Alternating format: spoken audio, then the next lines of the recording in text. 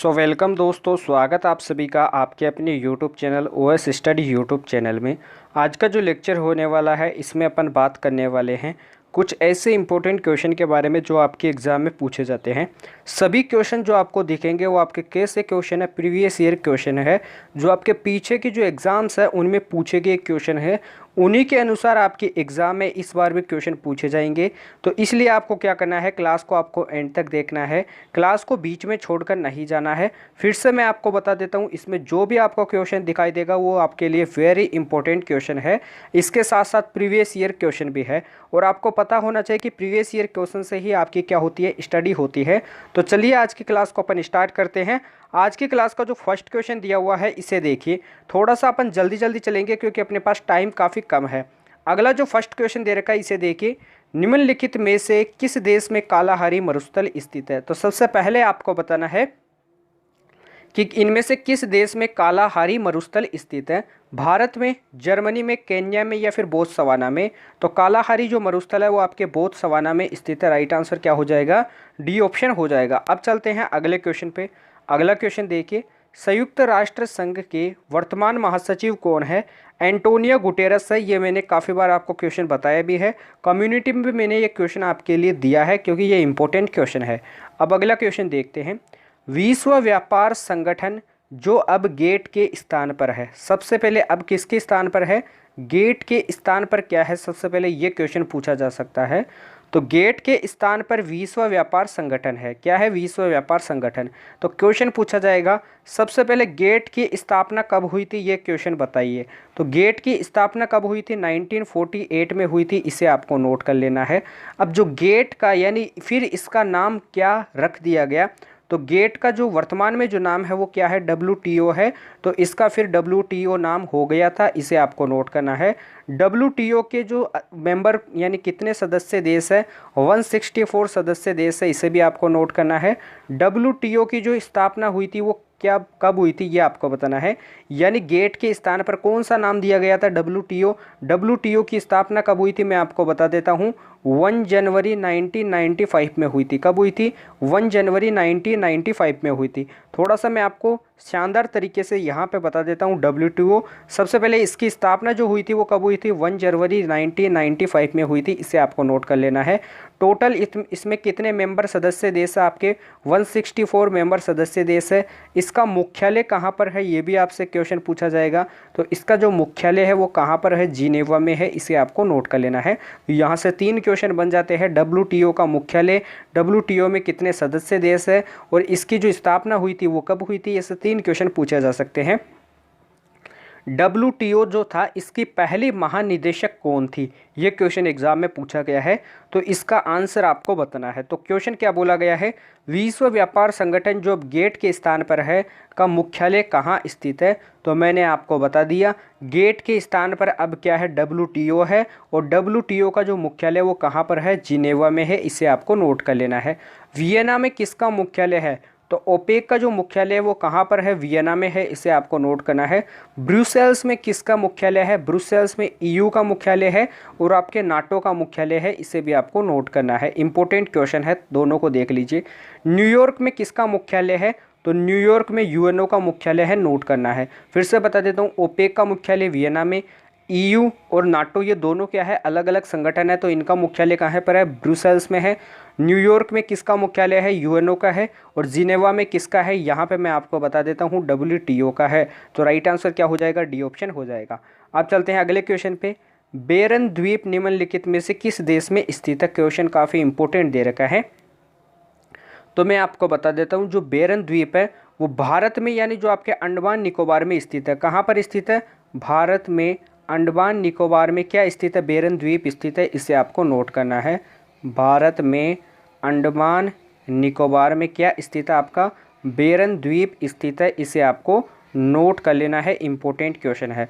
अब मैं आपसे बोल देता हूँ, अंडमान निकोबार की जो राजधानी है वो क्या है। तो अंडमान निकोबार की जो राजधानी है वो क्या है, ये भी आपको बता देता हूँ। तो इसकी राजधानी जो है वो क्या है, पोर्ट ब्लेयर है। क्या है, पोर्ट ब्लेयर है। इससे भी क्वेश्चन पूछा गया है।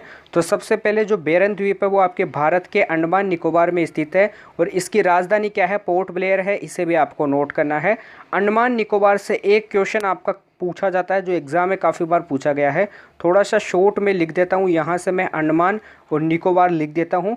इससे क्वेश्चन पूछा गया है कि महात्मा गांधी समुद्री राष्ट्रीय उद्यान कहाँ पर स्थित है। नोट कीजिए, महात्मा गांधी समुद्री राष्ट्रीय उद्यान कहाँ पर स्थित है। ये काफ़ी बार एग्ज़ाम में पूछा गया क्वेश्चन है, तो आगे भी आपके एग्ज़ाम में पूछे जाने के इसके चांसेस है। तो ये आपका जो राष्ट्रीय उद्यान है वो कहाँ पर स्थित है, अंडमान निकोबार में स्थित है। इसे भी आपको नोट कर लेना है। राइट आंसर क्या हो जाएगा, बी ऑप्शन हो जाएगा। अब चलते हैं अगले क्वेश्चन पे। अगला क्वेश्चन देखिए, विशेष आहरण अधिकार किसने बनाए थे। अंतर्राष्ट्रीय पुनर्निर्माण एवं विकास बैंक ने, अंतर्राष्ट्रीय मुद्रा कोष ने, एशियाई विकास बैंक ने, या फिर विश्व व्यापार संगठन ने। तो इसमें से जो राइट आंसर होगा वो क्या होगा, सबसे पहले आपको बताना है। एक क्वेश्चन मैं आपसे कर लेता हूँ। सबसे पहले आपको बताना है कि वर्ल्ड बैंक का जो दूसरा नाम है वो क्या है, सबसे पहले ये बताइए। तो आपको सभी बच्चों को पता होना चाहिए जो वर्ल्ड बैंक है इसका जो दूसरा नाम होता है वो क्या होता है। तो ये कमेंट बॉक्स में तुरंत पहले आपको छाप कर बताना है। तो वर्ल्ड बैंक का जो दूसरा नाम है वो क्या है, अंतर्राष्ट्रीय पुनर्निर्माण एवं विकास बैंक के नाम से भी जाना जाता है। तो फर्स्ट क्वेश्चन तो आपका ये बन सकता है। लेकिन क्वेश्चन पूछा गया है विशेष आहरण अधिकार किसने बनाए थे, तो वो आपके एशियाई विकास बैंक ने बनाए थे। किसने बनाए थे, एशियाई विकास बैंक ने नहीं बनाए थे। आपका राइट आंसर क्या होगा, अंतर्राष्ट्रीय मुद्रा कोष ने बनाए थे। क्या बनाए थे, अंतर्राष्ट्रीय मुद्रा कोष ने बनाए थे। तो यहाँ से राइट आंसर बी ऑप्शन हो जाएगा। एशियाई विकास बैंक से जो क्वेश्चन पूछा जाएगा वो आपसे क्या पूछा जाएगा, एशियाई विकास बैंक का जो हेडक्वार्टर है यानी इसका जो मुख्यालय है वो कहाँ पर स्थित है। तो इसका जो मुख्यालय है वो कहाँ पर स्थित है, मनीला में स्थित है। कहाँ पर स्थित है, मनीला में स्थित है, नोट कर लेना है। और इससे मैंने आपको बता दिया इसका जो दूसरा नाम है वो क्या है, वर्ल्ड बैंक का दूसरा नाम क्या है, अंतर्राष्ट्रीय पुनर्निर्माण एवं विकास बैंक है। इसे आपको नोट कर लेना है। अब इस मुद्रा कोष वाले के बारे में भी थोड़ा सा अपन क्या कर लेते हैं, बात कर लेते हैं। मुद्रा कोष वाले से क्या रिलेटेड क्वेश्चन बनता है। वैसे राइट आंसर तो आपका बी ऑप्शन था, लेकिन इससे सबसे पहले क्वेश्चन बोलेगा मुख्यालय से रिलेटेड क्वेश्चन पूछेगा। तो इसका जो मुख्यालय वो कहाँ पर स्थित है, वाशिंगटन डीसी में स्थित है। कहाँ पर स्थित है, वाशिंगटन डीसी में स्थित है। नोट करना है इसका मुख्यालय किसका, अंतर्राष्ट्रीय मुद्रा कोष का मुख्यालय कहाँ पर है, वाशिंगटन डीसी में स्थित है। मुद्रा कोष की जो स्थापना हुई थी वो कब हुई थी, ये भी आपको बताना है। तो इसकी स्थापना हुई थी 1994 में। कब हुई थी, 1994 में हुई थी। इसे आपको नोट करना है। इसका 190वां जो देश है वो कौन सा है, ये आपको बताना है। 19वां जो देश है वो आपका कौन सा है, तो इसका 190वां जो देश है वो कौन सा है, एंडोरा है। कौन सा है, एंडोरा। तो इसे भी आपको नोट कर लेना है। तो अंतर्राष्ट्रीय मुद्रा कोष से फर्स्ट क्वेश्चन बनेगा, हेडक्वार्टर कहाँ पर है, वाशिंगटन डीसी में। इसकी स्थापना हुई थी 1994 में हुई थी। ये आपका सेकंड क्वेश्चन बनेगा। और इसका जो 1/9वां यानी आपके 190वां जो देश है वो कौन सा है, एंडोरा है। इसे भी आपको नोट कर लेना है। अब चलते हैं अगले क्वेश्चन पे। अगला क्वेश्चन देखिए, अंतर्राष्ट्रीय न्यायालय में न्यायाधीशों की संख्या कितनी है, ये आपको बताना है। तो सबसे पहले क्वेश्चन क्या बनता है, अंतर्राष्ट्रीय न्यायालय जो है इसका मुख्यालय कहाँ पर है, सबसे पहले ये आपको बताना है। तो अंतर्राष्ट्रीय न्यायालय का जो मुख्यालय है वो आपके कहाँ पर है, द हेग नीदरलैंड में स्थित है। कहाँ पर है, द हेग नीदरलैंड में क्या है, इसका हेडक्वार्टर है। इसे आपको नोट कर लेना है, इम्पोर्टेंट क्वेश्चन है। तो फर्स्ट क्वेश्चन तो ये बन सकता है। सेकंड क्वेश्चन क्या बनेगा, अंतर्राष्ट्रीय न्यायालय में टोटल कितने न्यायाधीश हैं, तो इसमें 15 न्यायाधीश होते हैं। कितने न्यायाधीश होते हैं, 15 न्यायाधीश होते हैं। कितने वर्ष के लिए न्यायाधीश रहते हैं, तो 9 वर्ष के लिए, 9 वर्ष के लिए क्या रहते हैं, इनमें 9 वर्ष के लिए न्यायाधीश रहते हैं। इसे भी आपको नोट करना है। तो ये 3 क्वेश्चन आपके एग्जाम में पूछे गए क्वेश्चन है, तो इन्हें आपको नोट कर लेना है। राइट आंसर क्या हो जाएगा, सी ऑप्शन हो जाएगा। इसमें न्यायाधीशों की संख्या कितनी होती है, 15 होती है। अब चलते हैं अगले क्वेश्चन पे। अगला क्वेश्चन देखिए, रैंड इंडियंस निम्नलिखित में से किस देश के मूल निवासी है, ये आपको बताना है। तो जो रैंड इंडियंस थे वो किस देश के मूल निवासी थे, तो आपको सभी को पता होना चाहिए वो उत्तरी अमेरिका के क्या थे, मूल निवासी थे। राइट आंसर क्या हो जाएगा, सी ऑप्शन हो जाएगा। किसके थे, उत्तरी अमेरिका के मूल निवासी थे। इसे आपको नोट कर लेना है, एग्जाम में पूछा गया क्वेश्चन है। सभी क्वेश्चन जो भी आपको स्क्रीन पे दिखाई देंगे कैसे क्वेश्चन है, प्रीवियस ईयर क्वेश्चन है। इन्हीं से आपकी जो एग्ज़ाम की तैयारी होती है वो काफ़ी इंपॉर्टेंट तैयारी होती है, तो इसे आपको नोट कर लेना है। अब चलते हैं अगले क्वेश्चन पे। अगला क्वेश्चन देखिए, विश्व का सबसे बड़ा आवासीय नदी द्वीप कौन सा है?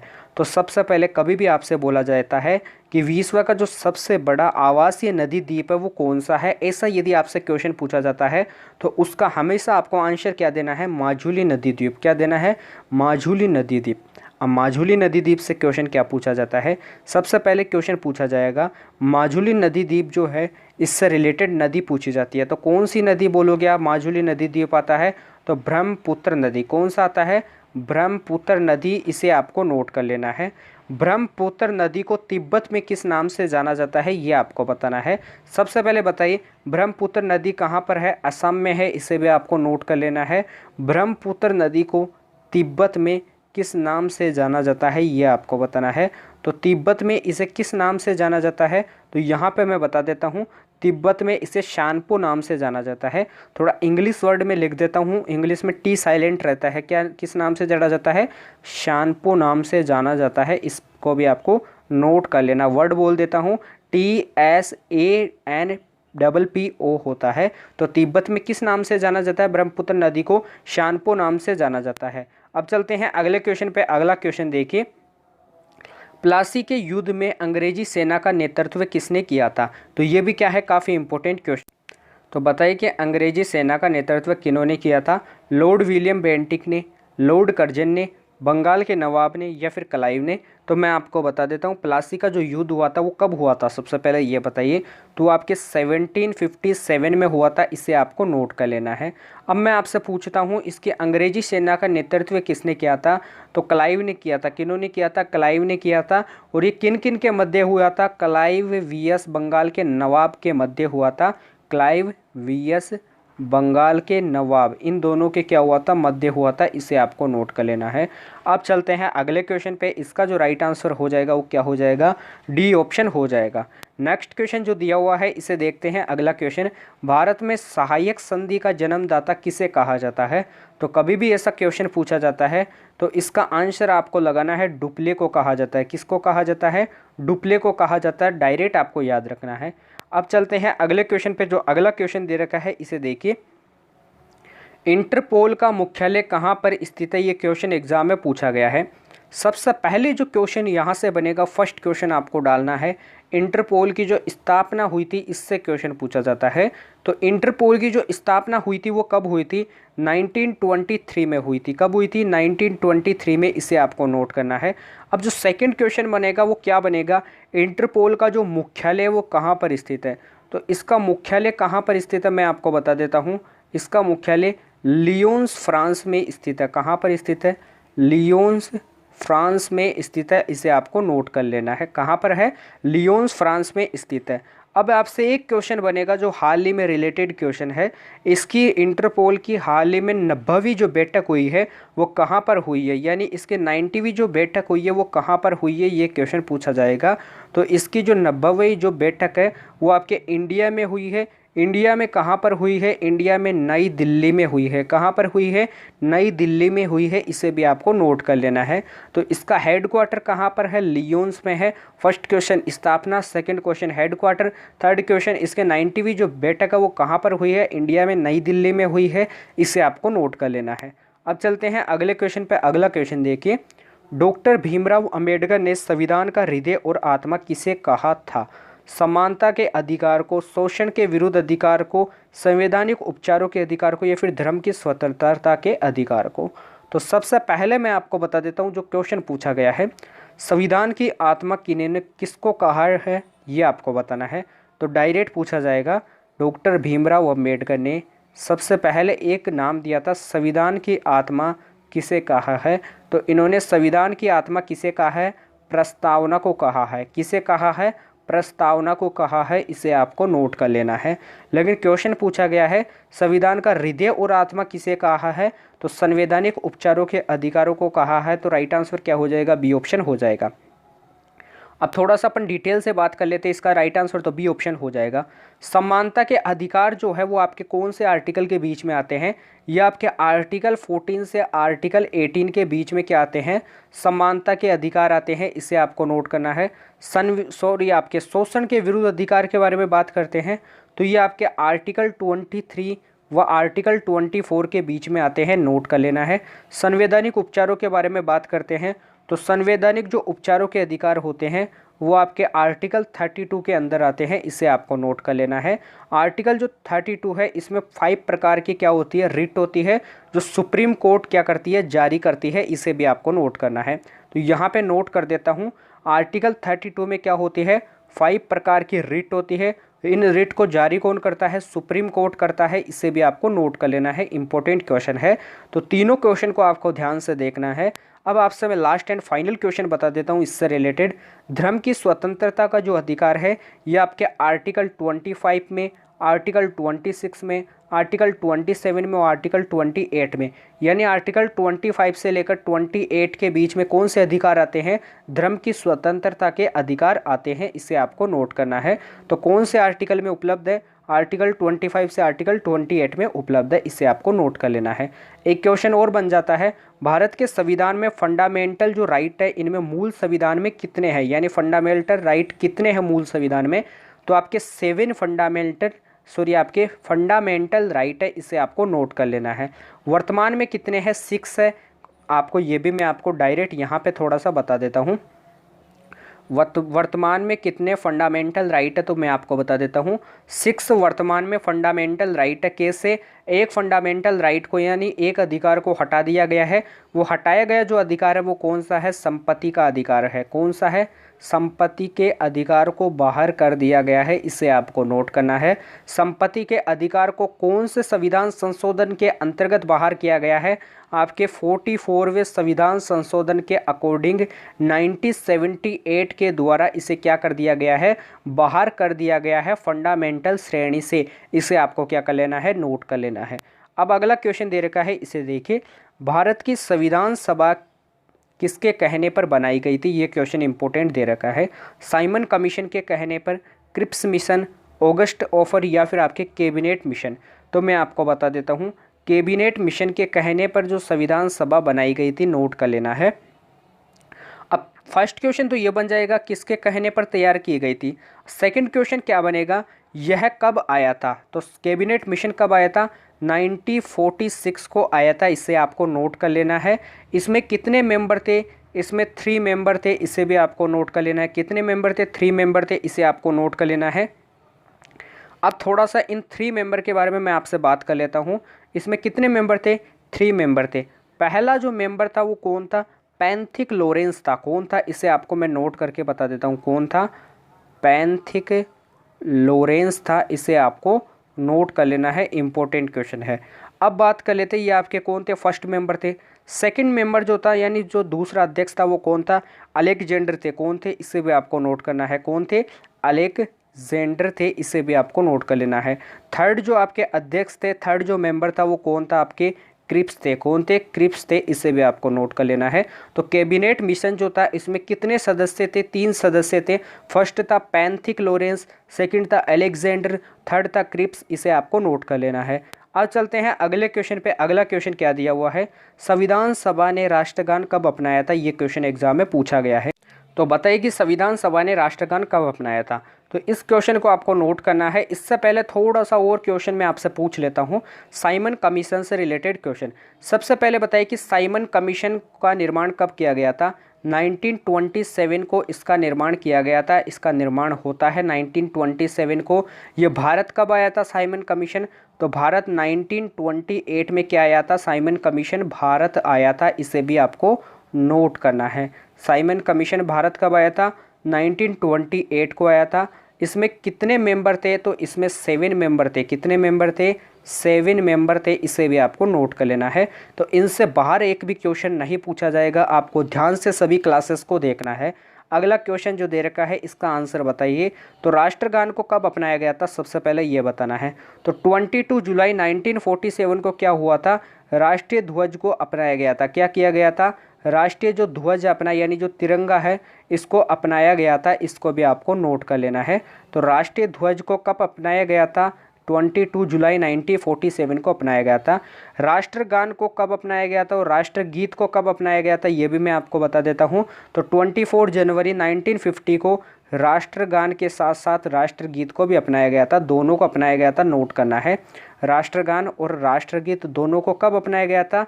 24 जनवरी 1950 को अपनाया गया था। राइट आंसर क्या हो जाएगा? सी ऑप्शन हो जाएगा। अब थोड़ा सा बात कर लेते हैं राष्ट्रगान से, तो अपन ने रिलेटेड बात कर ली है। अब थोड़ा सा अपन किससे रिलेटेड बात करेंगे? प्रस्तावना से रिलेटेड किससे बात करेंगे? प्रस्तावना से रिलेटेड बात कर लेते हैं। प्रस्तावना, इसे कब पेश किया गया था? सबसे पहले ऐसे बताना है कि इसे कब पेश किया गया था, तो ये बताइए। तो इसे कब पेश किया गया था? ये क्वेश्चन एग्जाम में पूछा गया क्वेश्चन है। तो इसे कब पेश किया गया था मैं आपको बता देता हूँ। 13 दिसंबर 1946 को पेश किया गया था। कब किया गया था? 13 दिसंबर 1946 को पेश किया गया था। प्रस्तावना को कब स्वीकार की गई थी, यानी प्रस्तावना जो थी वो कब स्वीकार की गई थी, ये भी आपको बताना है। तो ये भी इम्पोर्टेंट क्वेश्चन है, एग्जाम में पूछा गया क्वेश्चन है। तो ये कब स्वीकार की गई थी? 22 जनवरी 1947 में स्वीकार की गई थी, नोट कीजिए। फिर से मैं लिख देता हूँ कब की गई थी। 22 जनवरी 1947 को क्या स्वीकार की गई थी? प्रस्तावना स्वीकार की गई थी। अब चलते हैं अगले क्वेश्चन पे। अगला क्वेश्चन देखिए, भारत पूर्ण संप्रभु लोकतांत्रिक गणतंत्र कब बना? गणतंत्र का मतलब क्या होता है कि गणतंत्र से सबसे पहले क्वेश्चन पूछा जाता है, तो ये मैं आपको बता देता हूँ। इंपॉर्टेंट क्वेश्चन क्या बनता है गणतंत्र से? गणतंत्र का मतलब होता है जनता द्वारा चुनाव। क्या होता है? जनता द्वारा चुनाव होता है। तो जो भारत जो था वो आपका पूर्ण संप्रभु लोकतांत्रिक गणतंत्र कब बना?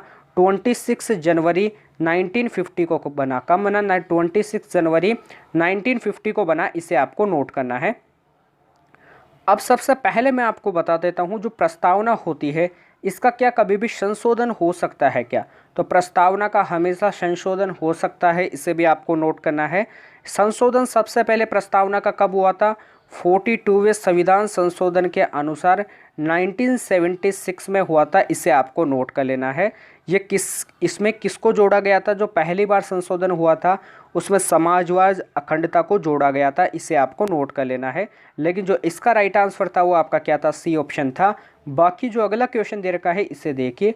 भारत की संविधान सभा से रिलेटेड जो क्वेश्चन बनता है इसके बारे में थोड़ा सा अपन बात कर लेते हैं। भारत की संविधान सभा की पहली बैठक की अध्यक्षता किसने की थी? तो ये क्वेश्चन पूछा गया है। तो फिर से मैं आपको बता देता हूँ, संविधान सभा से रिलेटेड क्वेश्चन के बारे में बात करेंगे। संविधान सभा में वर्तमान में कितने भाग है? तो वर्तमान में संविधान सभा में 22 भाग है। कितने भाग है? 22 भाग है। इसके साथ में 395 क्या है? इसमें आर्टिकल है, अनुच्छेद है, इसे भी आपको नोट करना है। 395 इसमें अनुच्छेद है और इसमें 12 क्या है? अनुसूचियाँ है। 12 क्या है? अनुसूची है, इसे भी आपको नोट करना है। तो वर्तमान में संविधान सभा में 22 भाग है, 395 अनुच्छेद है और आपके 12 क्या है? अनुसूचियाँ है, इसे आपको नोट करना है। ये आंकड़ा बिल्कुल क्या है? सही है। ऐसे कैसे आंकड़ा एग्जाम में पूछा जाएगा, तो इसको आपको नोट कर लेना है। अब मैं आपसे बता देता हूँ संविधान सभा की जो पहली बैठक हुई थी वो कब हुई थी? तो इसकी जो पहली बैठक हुई थी वो कब हुई थी? 9 दिसंबर 1946 को हुई थी। कब हुई थी? 9 दिसंबर 1946 को हुई थी, इसे आपको नोट कर लेना है। इसके अस्थायी अध्यक्ष कौन बने थे?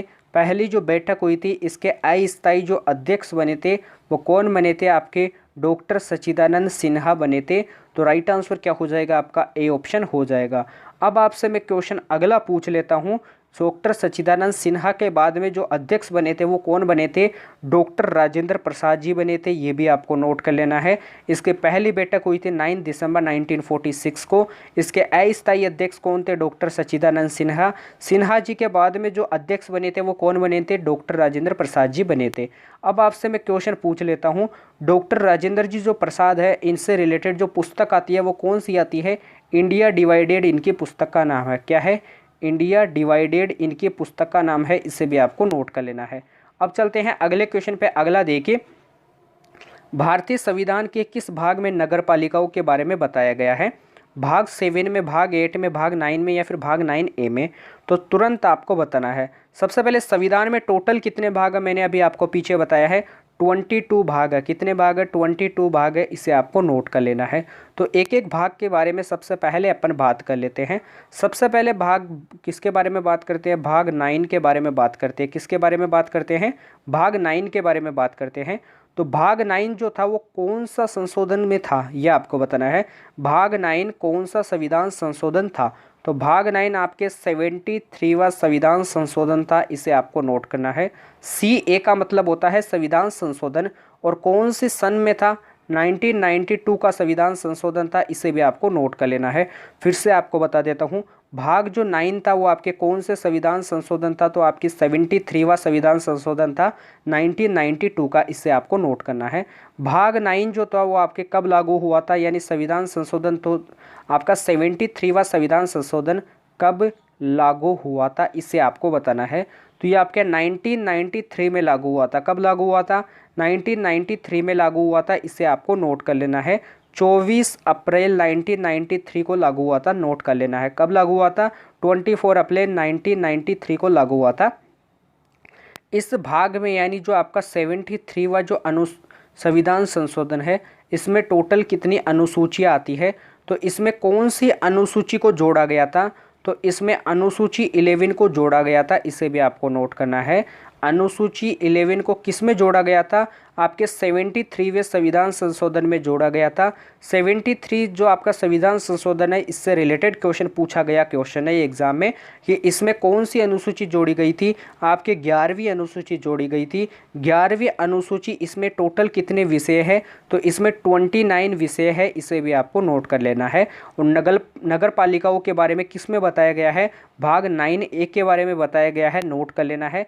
थोड़ा सा भाग 9A के बारे में भी अपन क्या कर लेते हैं, बात कर लेते हैं। किसके बारे में बात कर लेते हैं? भाग 9A के बारे में बात करते हैं। तो जो भाग 9A था वो कौन से संविधान संशोधन के अंतर्गत? 74वें संविधान संशोधन के अंतर्गत नोट करना है। ये किससे संबंधित था, सबसे पहले ये बताना है। तो ये भी आपको मैं बता देता हूँ किससे संबंधित था। ये क्वेश्चन एग्जाम में पूछा गया क्वेश्चन है। तो ये किससे संबंधित था?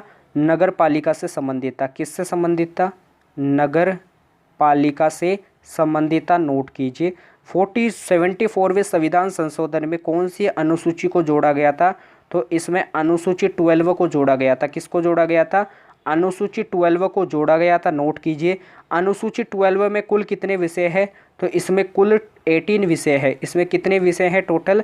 कुल इसमें 18 विषय है, इसे भी आपको नोट कर लेना है। अब बात कर लेते हैं अपन भाग 9B के बारे में, थोड़ा सा बात कर लेते हैं। किसके बारे में? भाग 9B के बारे में बात कर लेते हैं। तो भाग 9B को जोड़ा गया था कौन से संविधान संशोधन द्वारा? तो इसको 97वें संविधान संशोधन के द्वारा जोड़ा गया था, नोट कीजिए। भाग 9B जो है वो आपके किससे संबंधित है? सहकारी निकाय से संबंधित है। किससे संबंधित है, इसे भी आपको नोट कर लेना है। सहकारी निकाय से संबंधित है भाग 9B, इसे भी आपको नोट कर लेना है। इंपॉर्टेंट क्वेश्चन है, एग्जाम में पूछा गया क्वेश्चन है। तो नगर पालिकाओं से जो रिलेटेड जो आपका संविधान का जो भाग है वो कौन सा है? भाग 9A है, इसे आपको नोट कर लेना है। अगला क्वेश्चन देखिए, हैदराबाद रियासत को भारत में भारतीय संघ में मिलाया गया था। कब मिलाया गया था, ये तुरंत आपको बताना है।